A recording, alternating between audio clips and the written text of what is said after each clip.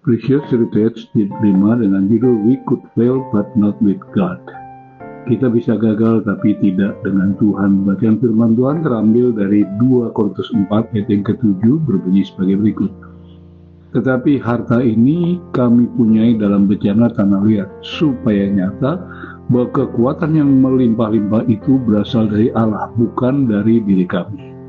Kehidupan orang benar memang tidak sama seperti kehidupan orang yang tidak beriman. Apa atau di mana letak perbedaannya? Tuhan menghadirkan dirinya tinggal di dalam diri seorang beriman.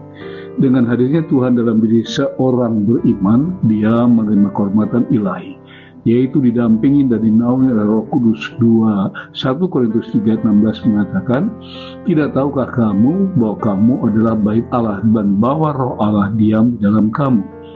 Dengan hadirnya Tuhan dalam dirinya, seorang yang beriman menjadi seorang pribadi yang luar biasa, yaitu bagaimana Allah bekerja dalam dia dan melalui orang itu. Kekayaan ilahi yang berlimpah itu tersimpan dalam bejana tanah liat. Tuhan berkenan tinggal dalam diri manusia yang rapuh dan lemah. Tuhan menjadikannya seorang agen atau kaki tangan Allah yang Maha Kuasa. Karakter kudus Allah mengubah dan mewarnai hidupnya yang baru, sehingga orang itu berubah menjadi penuh kuasa dan penuh kasih, sama seperti Kristus. Bahkan orang itu mampu melakukan pekerjaan yang hanya bisa dilakukan oleh Allah sendiri. Yohanes 14 ayat yang ke-12. Dalam diri orang yang beriman terjadi perpaduan individu, yaitu manunggalnya Allah yang Maha Kudus dengan pendosa yang telah diperbarui dan dibenarkan. Di sini yang kekal diam di dalam manusia yang fana, berkarya untuk melakukan pekerjaan-pekerjaan yang agung dan mulia. Itulah sebabnya tidak mengherankan bila mana kita menjumpai seorang yang dinaungi Tuhan namun gagal dalam hidup dalam kebenaran. Bukan Tuhan yang gagal, tetapi manusialah yang gagal. Simpson merupakan salah satu contohnya.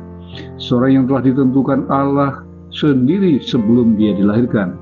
Hakim-Hakim 13 ayat 3-5 mengatakan, dan malaikat Tuhan menampakkan diri kepada perempuan itu dan berfirman kepadanya demikian, memang engkau mandul, tidak beranak, tetapi engkau akan mengandung dan melahirkan seorang anak laki-laki. Oleh sebab itu peliharalah dirimu, janganlah minum anggur atau minuman yang memabukkan, jangan makan sesuatu yang haram, sebab engkau akan mengandung dan melahirkan seorang anak laki-laki. Kepalanya takkan kena pisau cukur, sebab sejak dari kandungan ibunya anak itu akan menjadi nazir bagi Allah, dan dengan dia akan mulai penyelamatan orang Israel dari tangan orang Filistin. Dalam perjalanan hidupnya, Simpson gagal menjaga kekudusan. Simpson jatuh cinta dan menikahi Delilah, wanita Filistin yang licik, yang menjerumuskannya ke dalam petaka yang fatal. Akibatnya, Simpson kehilangan kekuatan urapan Allah yang membuatnya perkasa. Kedua mata dicongkel dan menjadi buta. Tidak berhenti sampai di situ, kini Simpson menjadi tawanan orang Filistin dan dipenjara. Tanpa kuasa dan kekuatan Allah, kini Simpson menjadi bahan ejekan dan cemooh. Bahkan diperlakukan semena-mena tanpa bisa melawan apalagi membalas. Namun di penghujung hayatnya, Simpson menyadari kesalahannya dan dia memohon agar Tuhan memulihkan kekuatan ilahi yang pernah dia miliki. Simpson bisa gagal menjadi seorang nazir Allah, tetapi Tuhan tidak pernah gagal dengan dia. Di akhir hidupnya Tuhan memulihkan kekuatan Simpson. Hakim-Hakim 16 ayat 28 mengatakan, berserulah Simpson kepada Tuhan, katanya, ya Tuhan Allah, ingatlah kiranya kepadaku, buatlah aku kuat sekali ini saja ya Allah, supaya dengan satu pembalasan juga kubalaskan kedua mataku kepada orang Filistin. Berkat kekuatan kuasa Allah, Simpson berhasil membunuh lebih banyak dari yang pernah dia lakukan sebelumnya. Hakim-Hakim 16:30 mengatakan, berkata Simpson, biarlah kiranya aku mati bersama orang-orang Filistin ini.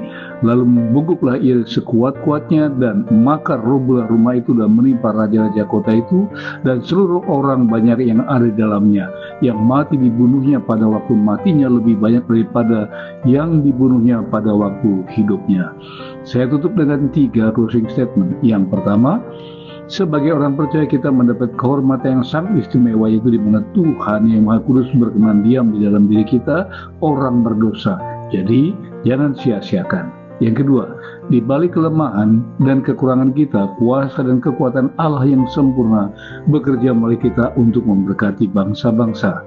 Closing statement yang terakhir, yang ketiga, jangan pernah takut gagal, sebab tidak seorang pun yang sempurna. Bersama Kristus kita bisa mengubah kegagalan kita menjadi kemuliaannya. Tuhan Yesus memberkati.